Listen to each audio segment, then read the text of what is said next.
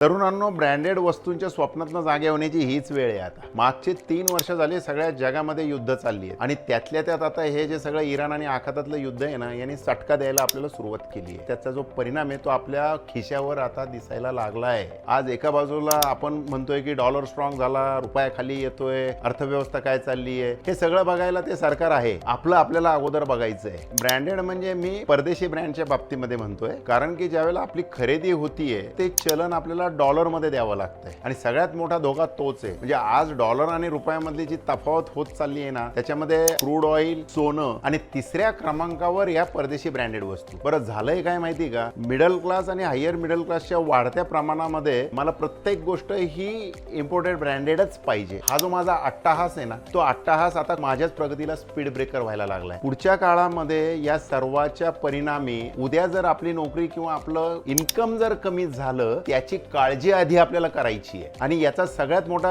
मुख्य केंद्रीय बिंदू आहे ना, तो ब्रँडेड वस्तू आहे. आज आपल्याला 200 रुपये, 800 रुपये, 1000 रुपये मीटरचं कापड नाही चालत हो. आपल्याला 4000 रुपयाचा ब्रँडेड शर्ट लागतं. आपण कॉम्प्रोमाइज तसं बघायला तर करू शकतो, पण आपण करत नाहीये. आता थोडासा विचार करावा लागेल, हे मात्र नक्की.